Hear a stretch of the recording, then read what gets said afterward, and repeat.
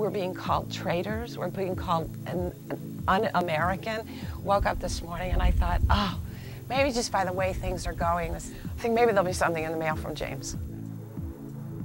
Because I run now to go.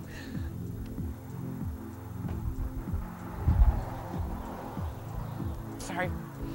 It overtakes me like that. It's like a sneak attack. Oh, boom! I've never been afraid to speak my mind, but I'm a little afraid these days. I know there's a couple women at church who are very afraid to speak out because every time they do, there will be a verbal attack on them personally, on their character, and that if you're against any of this, they use that fallacious logic of, well, then you must be for evil. It just hits me every now and then, and I miss him. And of course, on that day, I just had running pictures of him as a little boy. Traitor is a huge word. That's punishable by death. My son is in the Army. He flies Chinook helicopters.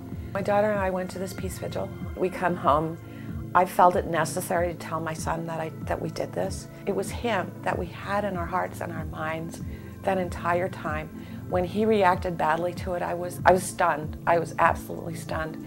And in the Declaration of Independence, they said it was not only our right to question our government, not our country, our government, but it was our responsibility. It started with being called a traitor, un-American, that I had betrayed my son. And then it went into that I was never to contact the family again. They immediately took my stance for peace is anti-military, that I would not support the troops, that I would spit on the troops when they came home. Today, if you even say one word about the possibility that the build-up to the war may have been less than completely accurate for any number of reasons, they call you traitor, and they say that you're anti-American and unpatriotic. I was never to see James again. I was never to see my granddaughter again. I was never to even know if something happened to my son over there. We would have never thought ourselves revolutionaries because it's such a mother thing to do.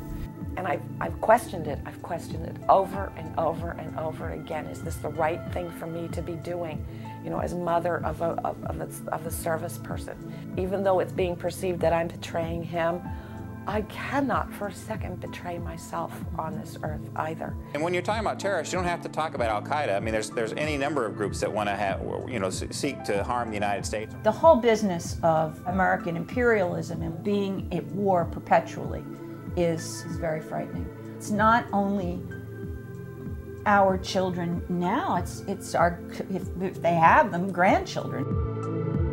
The responsibility I have as a mother, if we stood up and said, no more war, find another way to do this instead of using our children to fight your wars.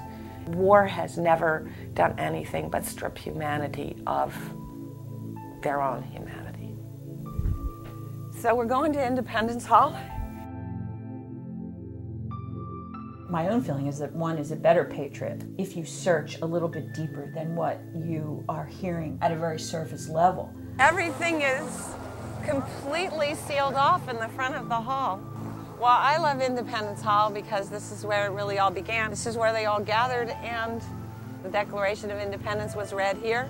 They debated the Constitution right here. Of course, they were not supposed to be doing that. I want to go draw from their energy and their strength and their bravery and their courage because it does get depleted occasionally. My highest vision for the United States of America is to be true examples. Not do as we say, but do as we do.